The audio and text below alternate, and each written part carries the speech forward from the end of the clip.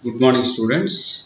Up to now, we discussed ideal Rankine cycle and how we can enhance the efficiencies different methodologies. Then, after we solved some problems on modified reheat, regenerate, superheat cycle, Rankine cycle. Then, after what are the advantages of the operating parameters and advantages of supercritical and ultra supercritical thermal power plants. Only one topic is left. There is a combined cycle thermal power plant. In the combined cycle thermal power plant, it is a combination, I already mentioned, combination of air standard cycle and vapor power cycle. It's a combination of air standard cycle and vapor power cycle. In the air standard cycle, generally, Otto cycle, diesel cycle, dual cycle, what we are dealing, piston cylinder arrangement, the all cycles, piston cylinder arrangement. Why? Because constant volume heat rejection, constant pressure or constant volume heat addition is taking place.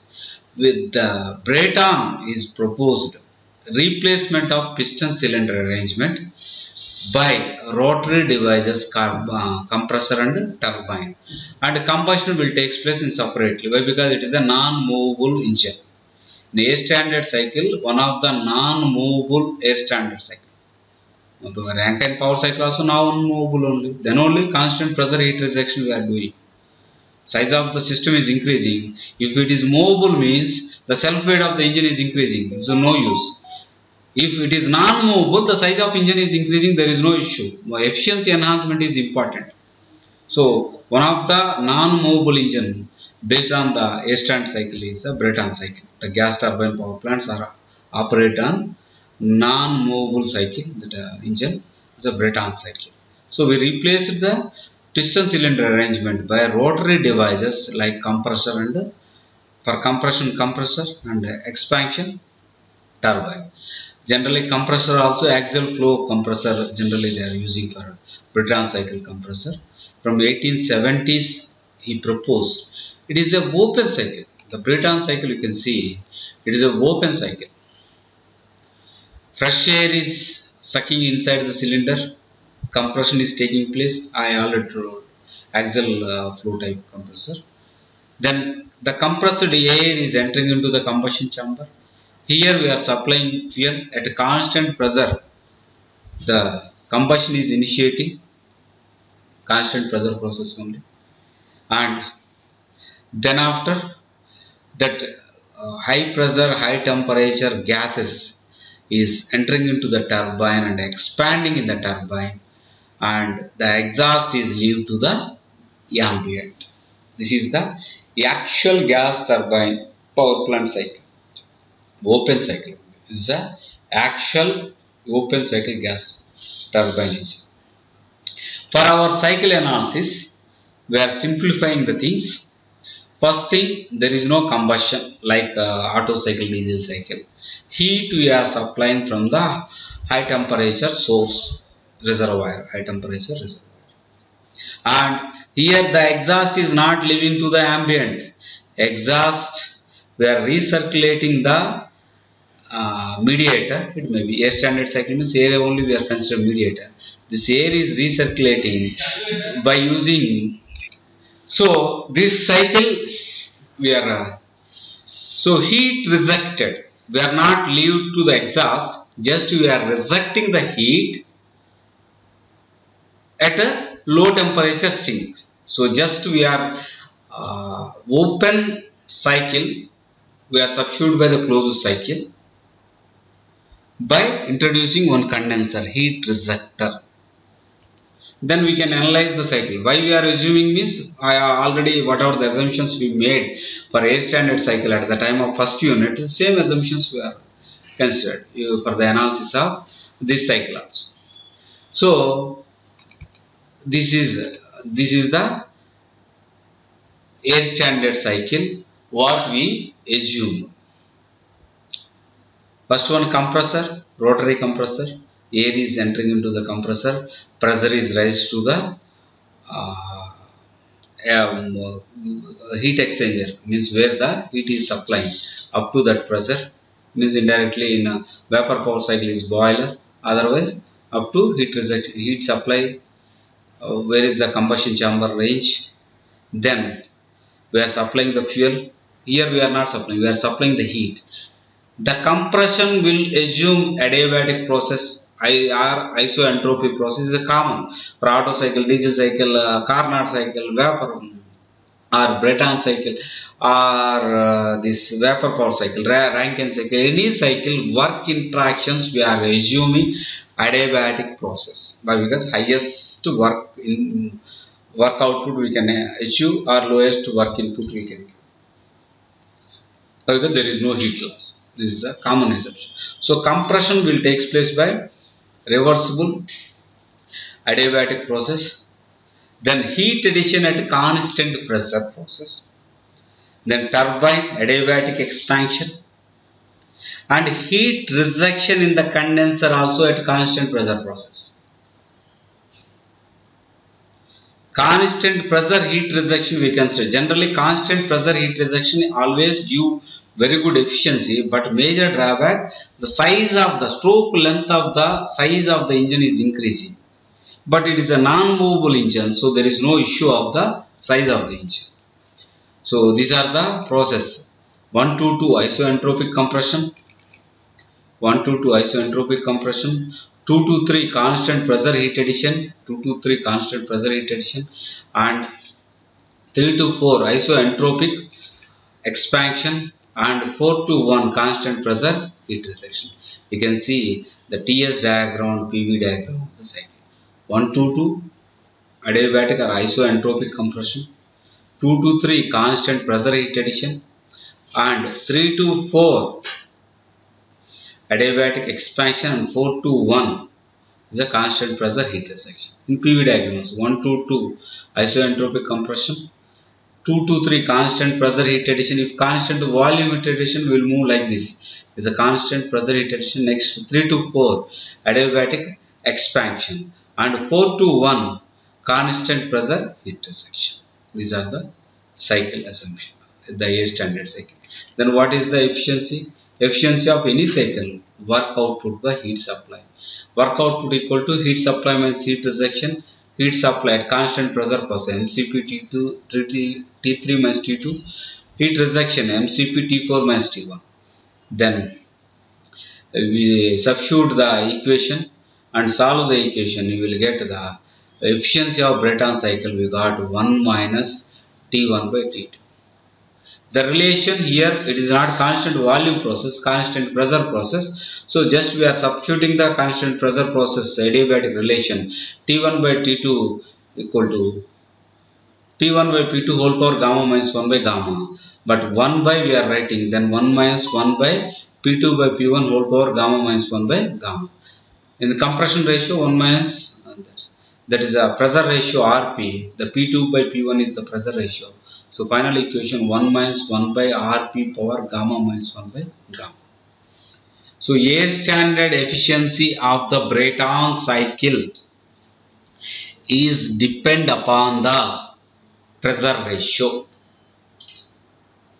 We are maintaining more pressure ratio, we can get more efficiency. Why? Because 1 minus denominator value is increasing, this total value is decreasing, automatically efficiency is increasing. So you are increasing the pressure ratio, the efficiency of the Brayton cycle is increasing. Okay. Move to general condition. So only Brayton cycle I am running, the combustion temperatures and pressures maybe 150, 1500 degrees temperature like that. After combustion we are getting ceramic, the combustion chamber made up of ceramic materials. Because high temperature holding. So 150 degrees temperature we are getting. So 150 degrees temperature, sorry, not 150, 1500 degrees temperature. We are expanding that exhaust gas, the combusted gas in the turbine. At the end of the expansion, generally we are reaching 500 degrees temperature. At 500 degrees temperature, we are losing to the environment. The cycle efficiency also will not get more than 25 to 30%. Why? Because 500 minus ambient 40, that much of heat we are lost in the condenser. So more heat loss. Only I am running Brayton cycle The efficiency is not more than 30%, and also more heat loss to the environment. Thermal pollution, it is indirectly thermal pollution, not only the exhaust gas pollution, whatever the carbon monoxide, carbon, hydrocarbons, particulate matters, these all are common. The pollutants in the exhaust gas. With this pollutants, thermal pollution also we are doing. If I am running only Brayton cycle. Instead of that, what we can do, same Brayton cycle, open cycle, Brayton cycle. In this just earlier condition, we are leaving to the ambient, like IC engines for spark ignition engines or compression ignition engines, any engine. The exhaust is leave to the environment, but the exhaust temperatures not more than 80 to 90. But here the exhaust temperatures are coming 500, 400 to 500 degrees temperature. The vapor cycle maximum temperature, if ultra supercritical condition also, 650 is the maximum allowable temperature in vapor cycle. That is the maximum range. Normal range 350 to 400. Normal power plant maybe 50 bar pressure or 100 bar pressure power plant we are running vapor power cycle, 350 to 400 degrees. The exhaust gas temperature is 500 degrees, 400 to 500 degrees. So instead of using only Brayton cycle separately for power generation, you combine topping and bottoming cycle. It's a top cycle, it's called bottom cycle. Instead of the exhaust gas leave to the ambient, move to the heat exchanger. It is called heat exchanger or regenerator. One more name is called regenerator or heat exchanger. Here the exhaust gas is moving inside the heat exchanger. Here the bottom vapor power cycle boiler, we are placing vapor power cycle boiler. Here sensible heat, latent heat, superheating of the steam will take place. That superheated steam expanding in turbine and entering into the condenser. Condensation of the steam will take place. That condensate again by using pump, condenser pressure to the boiler pressure, the water we are supplying. By instead of boiler, it is called small heat exchanger. So earlier condition, only Brayton cycle I am running, more heat loss, thermal polluted through the ambient. At present condition, you see the beauty of the present condition, we are getting good achievement. The efficiencies we are same waste heat. Here we are not supplying separate any heat, we are not supplying because the boiler highest allowable temperature is at 650 degrees. So same heat we are supplying in the heat exchanger. There the feed water is entering and rising the temperature to saturation liquid, then superheated liquid, saturation vapor, then superheated vapor. That vapor entering to the turbine. Two advantages. First one, we are using waste heat. There is no separate heat supply. So whatever the power output is coming, it is a bonus. For the same fossil fuel input, two work outputs we are getting by combined gas vapor power cycle. In combined cycle thermal power plant, with the one fossil fuel input, earlier condition one power output we are getting. By using that waste heat, we are getting one more power output. Two power outputs are coming. So efficiency automatically increasing. You don't want to move up to supercritical and ultra supercritical condition also. Top cycle efficiency 25%, bottom cycle efficiency 25% means totally you will get 50% efficiency. Why? Because same heat input. Suppose the 100 kilojoules I given heat supply. Earlier condition 25 kilojoules of electrical energy we are producing from the gas turbine power plant. Now by using the vapor power cycle as a waste heat recovery, we are producing another 25 kilojoules, not 100 kilojoules. 25 kilojoules only we are producing the power output. 25 plus 25, 50. Input only 100. 50 by 100, we are getting 50% efficiency. Efficiency is good. We don't want to use hi-fi technologies. Simple vapor power cycle more than sufficient. So cost of the power plant also reducing. And second, efficiency point of view. Second, pollution point of view. In the pollution point of view, here only one time fuel consumption we are doing. for 25 kilojoules. Next to 25 kilojoules, there is no fuel input. The CO2 emissions drastically we can reduce. CO2 emissions per kilo per unit electrical energy generation. The CO2 emissions we can reduce 50% of the CO2 emissions compared to general vapor power cycles.